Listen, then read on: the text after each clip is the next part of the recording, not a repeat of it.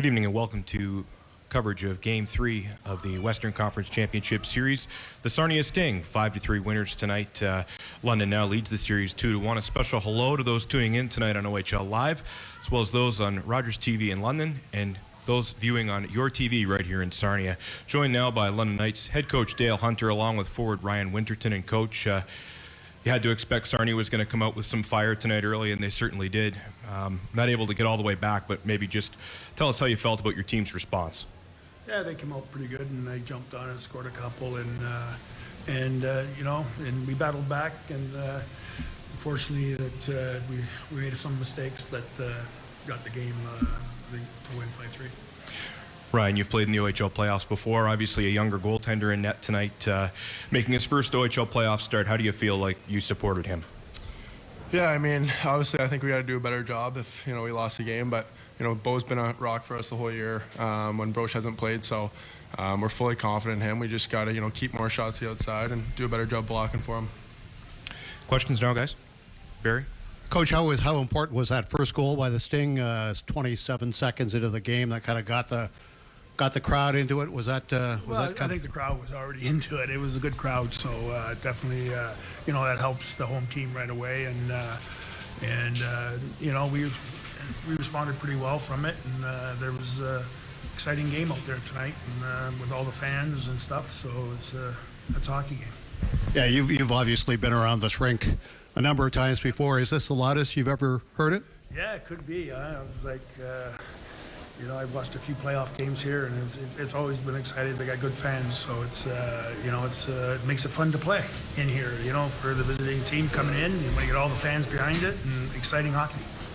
And Ryan, what adjustments do you need to make for Game 4 tomorrow? Obviously, you guys fought back. You were down 3-1, came back to 4-2, came back to 5-3. Just couldn't quite get over the hump. What else do you need to do tomorrow night? Yeah, I think we need to start on time. I think. That first goal probably shouldn't happen, probably my fault. So we'll come back tomorrow. We'll be better, all of us. We'll start on time, and we'll play a full 60 minutes, and we should be fine. Mark? What is Brett's status for the series? He's day-to-day right now. And Ryan, are you able to take something out of, the comeback came short, but you got it down to 2 goals a couple of times. Yeah, I mean, we outplayed them for most of the second and third, so there's obviously positive you can look from, but again, we just got to start on time and play a full 60, and, I'm fully confident in our group. We'll be right back with the Sarnia Sting. Welcome back to continued post-game coverage of Game 3 of the Western Conference Championship Series. The Sarnia Sting take it by a score of 5-3 and now trail the series 2-1, joined by head coach Alan Letang, along with first star of the game tonight, Sasha Pastajov of the Sarnia Sting. Coach, you knew very well the excitement from Sting fans coming into tonight's game, the latest game ever played in a Sarnia Sting season. Nice to see that the team responded with a win.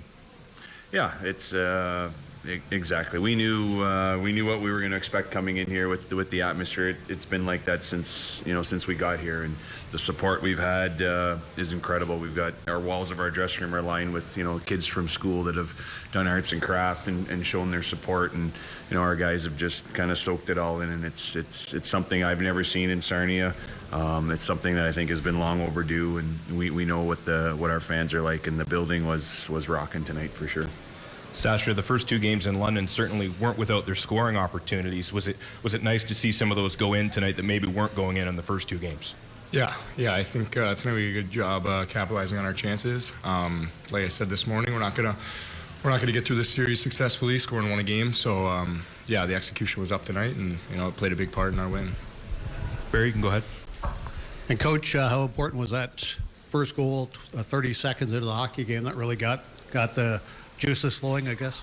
Yeah, it's all. Yeah, you can't draw it up any better than to get one first shift and get the momentum right off the bat, get the crowd into it right off the bat, get the guys' energy flowing like that. I thought it felt like in the room we were ready to go. It felt like we were ready to play, and I think we talked about just hitting the blue line with some speed, understanding the situations of the game, guys not overthinking stuff, not over gripping their stick. And, I said to Sash, the game's hard enough to play without overthinking things. You've got to trust your instincts, right?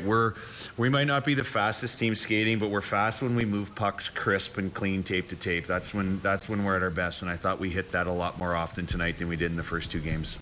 And by my count, I think I only counted 2 odd man rushes that they had all game long. That wasn't the case in games 1 and 2. So obviously, I mean, that was a positive as well.